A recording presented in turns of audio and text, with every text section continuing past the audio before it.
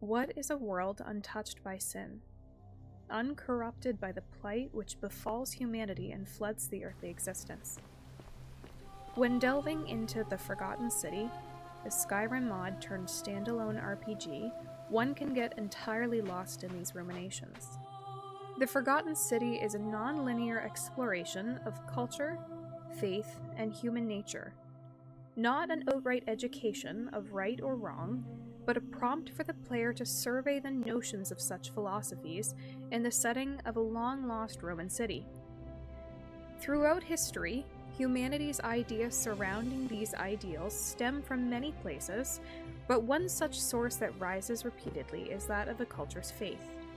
This is certainly not neglected in the Forgotten City, and one such representation of Roman culture found in the game is that of religion and faith, centered around the Roman pantheon of gods and the interpretations of them by the characters within. A theme throughout this game is the shifting nature and view of the gods. The player may come across several names for the gods and their related figures, as well as varying interpretations of the gods' roles as the player interacts with the numerous characters and other elements throughout the city. As the story progresses, you learn that this is due to the recycled manner in which gods pass from one culture to another, borrowing pieces from the source and adapting them as the next civilization sees fit. The Forgotten City weaves this concept into its gameplay. One of its main quests centers around the retrieval of 4 obelisk plaques, each displaying a cultural identity for the god Pluto. They are labeled Pluto, Father of Riches, Hades, Lord of Many, Osiris, Lord of Silence, and Nergal, the Fierce One. The player not only engages through the truth through such tangible evidence, but also through character interaction. One such character, Yorios, speaks in length about the topic, elaborating on the history as he knows it. Further, he reflects with some exasperation about his personal ties to this idea of shifting identity. You discover that his name is not in fact Georgius, but rather Yorios. The Roman characters only assume that he means Georgius, as it is a good Roman name. Yorios expresses his frustration, saying, "They do this all the time. They see us worshipping Zeus. They copy us but call him Jupiter. They take Hades and call him Pluto. Persephone, Proserpina. I am flattered that they copy our ideas, but why must they change the names? Do they want credit for making it all up? Do they want to forget where it came from?" The hermit philosopher claims this too, that the Romans built over everything that could be built over and renamed the things that could not. This is not limited to the Romans, of course. When encountering the Egyptian character Kabash for the first time, he expresses his relief at the player's intentions to return the Egyptian plaque to the obelisk rather than erase its history as those who came after them, who copied and corrupted their ways rather than adopting them. Despite fronting a similar message as Yorios, his delivery is in stark contrast to Yorios' easygoing manner. He is outraged that the others have stolen his culture and defiled it with their beliefs, his only solace being that the Greeks then suffered the same fate when the Romans rose to power, renaming Hades to Pluto, and the cycle began anew. When confronted with the truth that his people had done the same to the Sumerians before him, he cries blasphemy, as that would mean the gods of Egypt are mere imitations too. Refusing to accept it, instead he claims it is a lie. The game is truthful in this regard, religious synchronism having taken place, cultures borrowing from each other. Barbette Stanley Spaeth notes in her article, Greek Gods or Roman, the Corinthian Archaistic Blocks and Religion in Roman Corinth on page 399, the assumption of several figures as being Greek in origin, when in reality the style, while originating in Greece, had become very popular in Rome. Similarly, Walter Woodburn Hyde notes in his work Roman ideas of the hereafter from pages 157 to 158 that the process of fusing Greek deities with Roman continued for centuries. A large contribution to this confusion around the origin of gods and the mysterious plaques is the presence of narrative bias and unreliability in the communication that carries history across generations. The tales themselves are often skewed, taken across languages and cultures to wind up in their present state. We can only understand to a certain extent, based on the works we are allowed access to, the research of those in specialized fields, and the skills with which we can interpret the materials themselves. A proverbial wrench can be wedged in our discovery if we are found lacking comprehension in the original languages and must defer to others, or if we do not have the lived experience and context to make sense of past encounters, jokes, or wordplay. This concept is reflected upon in The Forgotten City and its gameplay as you discover more about the city's history and the adaptation of gods, but it is also explicitly discussed in several character interactions. In dialogue with Equitia, upon realizing that you are in the underworld, she brings up examples of several heroes who had previously escaped, but mentions that those are the stories of a poet, a self-aggrandizing king, and a brawler about their own heroic deeds, so they should be taken with a grain of salt. Pluto concurs with this, calling their stories embellished tales.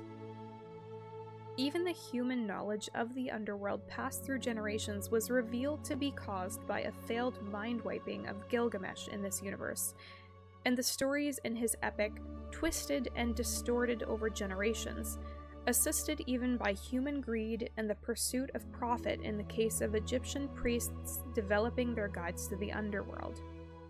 Andrew Zissos reflects upon this notion in his journal article, The Rape of Proserpina, from pages 97 to 98. The nymph Calliope falls victim to the trap of narrative distortion when narrating the rape of Proserpina for a contest. She alters storyline and emphasis to gratify the panel of judges and uses this ability to adapt her tale to suit her audience, to demonstrate her skill and shrewdness as a storyteller, which accounts for her ultimate victory. So, whether through human error and embellishment, or perhaps not standing up to the test of time, as Pluto suggests, many of these stories contain only a seed of truth.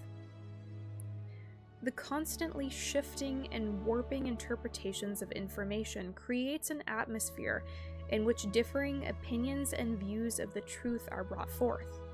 None are necessarily the sole truth to the world as a whole, and so none can also be considered incorrect in light of the conditional circumstances under which these understandings were formed.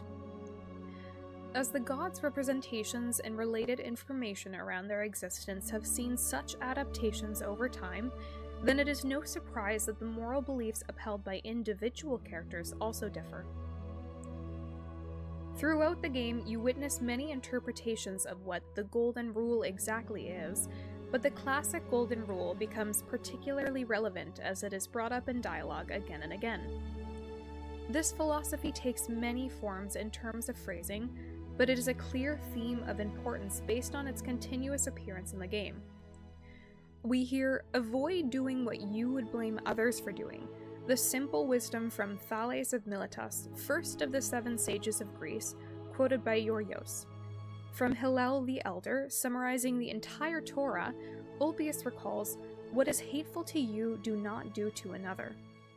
There are multiple other iterations of this, including "treat your inferior as you would wish your superiors to treat you," from Roman Stoic Horatius, the Egyptian "do to the doer to make him do," or Christian Octavia's lessons during her upbringing, being taught to love her neighbors as she loves herself and "do unto others as you would have them do unto you."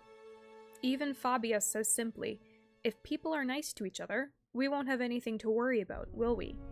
In the confrontation with the god of the underworld, he states this should come as no surprise, since the core principle has been expressed in many forms by many of our civilizations.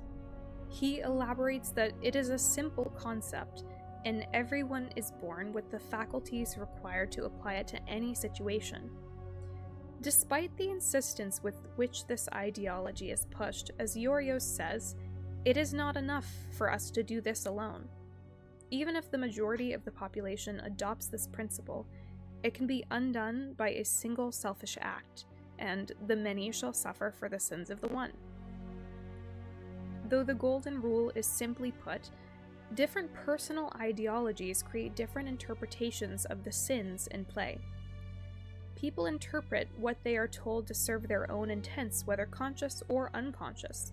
As the hermit philosopher claims, virtuous people don't need rules, and evil people will always find their way around them. This is evident in the case of some less virtuous residents of the city. Decius's belief is that as long as the gods cannot see, perhaps they will not notice. He puts it simply, "Oh, I do love a good loophole." Behaviors such as taking Diana's bow are not a sin or breaking of the rules because it is underneath the god's radar. Similarly, he withholds the cure for Iulia's poison, allowing her to die should the player not step in. This in itself is another example of this rule manipulating, the cruel Aurelia having first taken advantage of Iulia's desperation to trap her into a poisonous purchase. Though these events technically do not break the rules set in place in the city, they are clear exploits of the moral boundaries that the game suggests should be followed. There is a great variety in what each character considers appropriate, such as modern-day shock at the brutal practice of decimation that Horatius recalls, or Sentius's abduction and imprisonment of his daughter. Again, it is all due to the circumstances of history and faith under which these beliefs were formed. There is a clear message of treat others as you wish to be treated, though with the variables present, it has yet to succeed in the Forgotten City. This creates the opportunity for a great deal of thought, as the player is led to continually consider what may or may not be moral, and further, what may or may not be a sin in the city under the influence of the gods, regardless of its morality.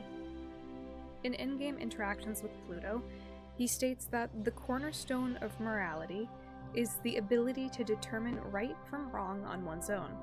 Perhaps why he leaves no instruction, but the many shall suffer for the sins of the one. The hermit philosopher reflects on this concept as well, however noting that nobody alive truly knows any hard and fast rules about right and wrong. Pluto himself suggests that ultimately there is no concrete right or wrong, but rather what one individually infers is right or wrong, as everything is subject to perspective and situation. Despite this, Pluto has created an environment in which there very much is a right or wrong without situational bias. There are a set of specific actions, including murder and stealing, that immediately break the golden rule regardless of circumstance. As I played, I curated what I deemed a perfect playthrough. Saving Fabia and thwarting the assassin, remedying Rufius's rheumatism and halting the threats against Virgil, curing Iulia, talking Ulpius off the edge, unlocking the door for Claudia, convincing Malleolus to drop out of the political race, and freeing Iulia and Ulpius from their servitude. Further, it was all accomplished with the help of Galerius, turning popular opinion in his favor and allowing him to win the title of magistrate to rule the city for the better. At the very end of this, Galerius's first action was to free the innocent Duli, locked up for his uncommitted crimes. By this point, though I understood the reasoning for his imprisonment in the eyes of Sentius, I was sure he couldn't be that harmful. But as his cell door was unlocked, he immediately went to steal his treasure, a shining golden mirror that immediately broke the golden rule. To Duli, this was not a malicious action, not the intentional wrongdoing that typically merits a sin, where it is enacted by an individual who may not grasp the concept of personal selfishness. This sin was not intentional wrongdoing, but nonetheless, the golden statues came to life and death was brought upon the city. As with Navia's statue peeling inversely not bringing down consequence, Pluto explains that this is because a literal interpretation of sin helps to minimize ambiguities of the human's primitive language. Where the statues are no longer people but bloodless shadows, her deliberately inflicted horrors can be excused. However, in Pluto's use of the word minimize rather than something like eliminate, it allows the player to assume that there is still space for marginal error. When in dialogue, the player pushes back, hoping to further this emphasis, and so suggests that the rule is inherently subjective and unreliable. Rather than furthering discussion, Pluto resorts to intimidation. He asks the player if then the law has been broken and he should turn you all to gold immediately, allowing the player to scramble to deny such a thing has occurred.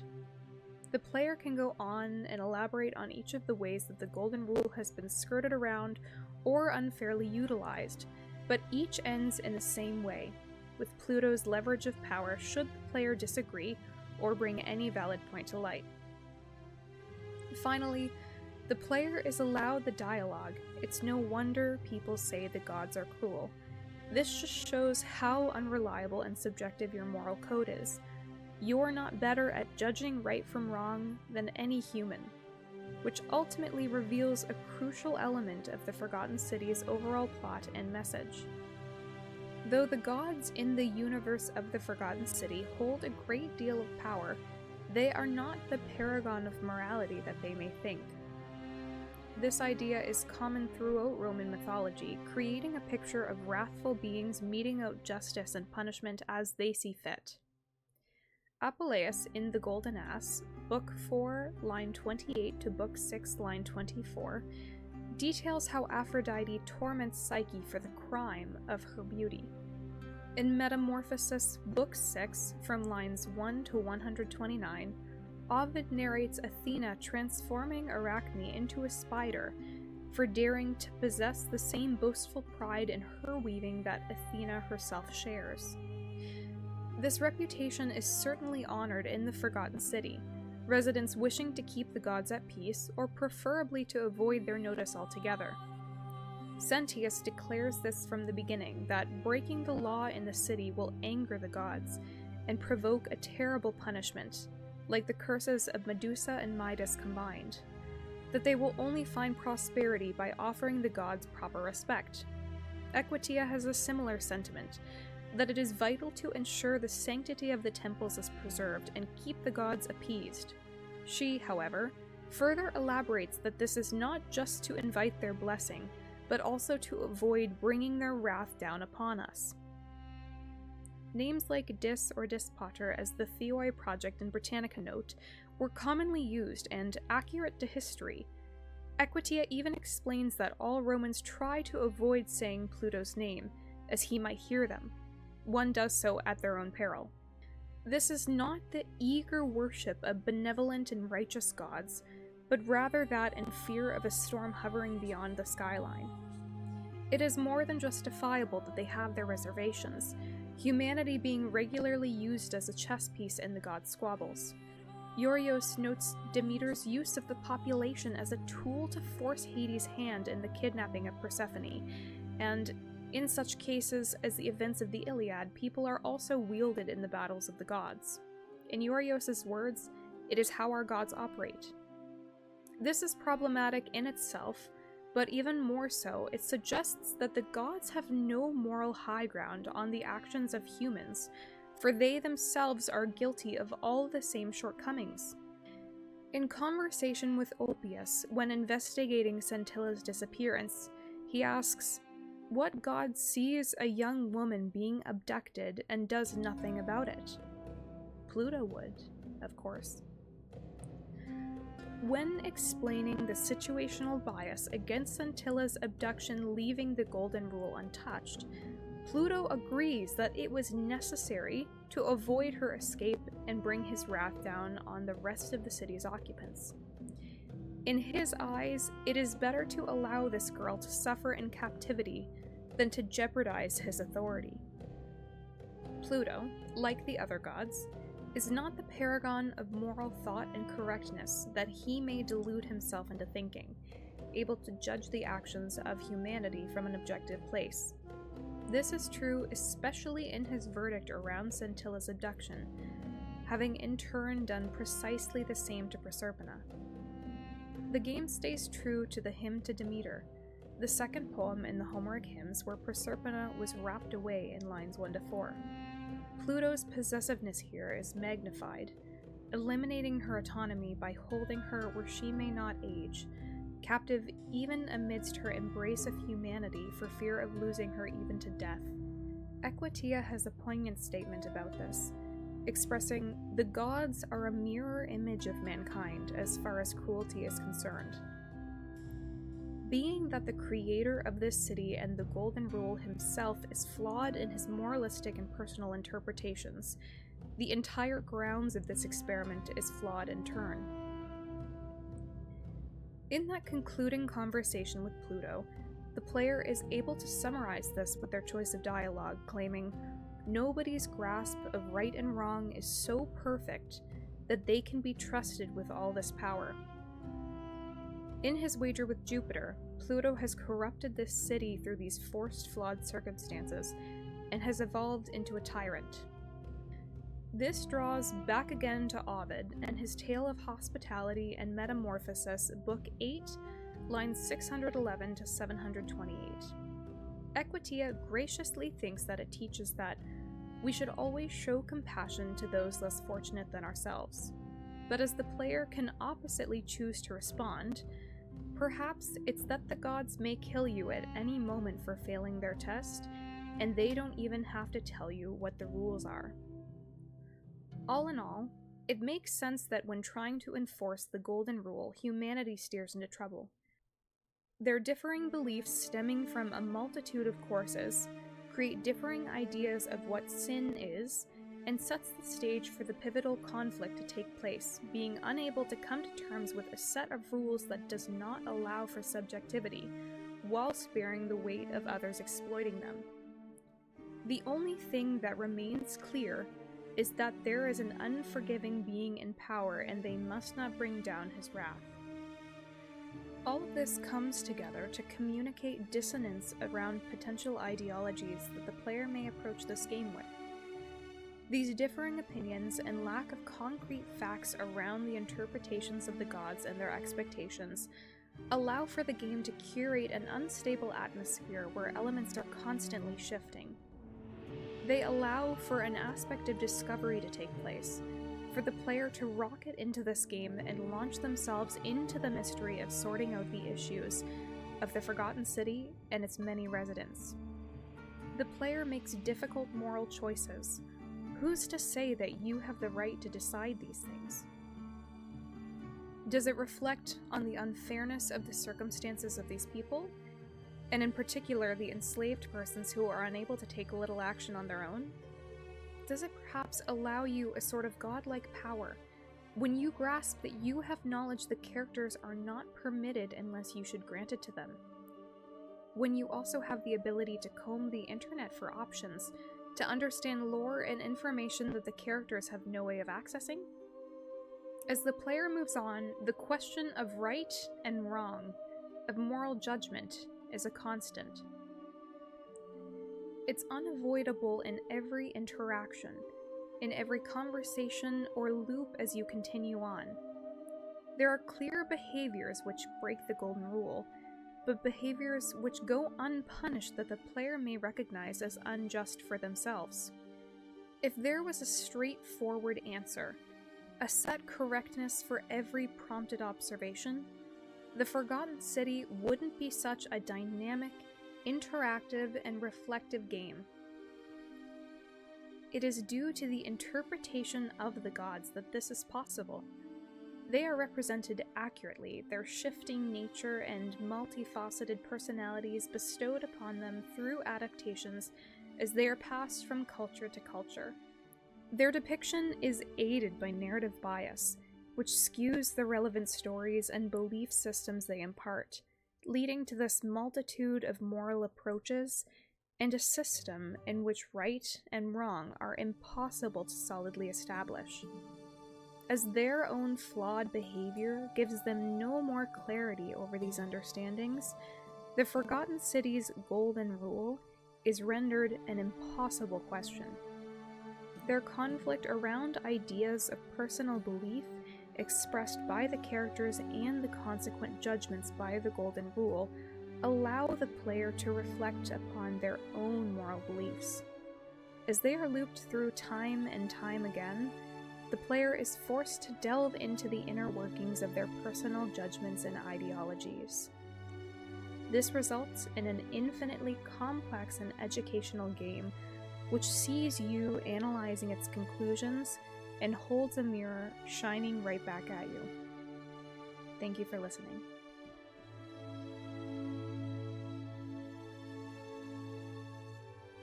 You two look exhausted. Why don't you hop in my boat and rest while I ferry you back to civilization? Sounds good to me. And you? Are you ready to go home?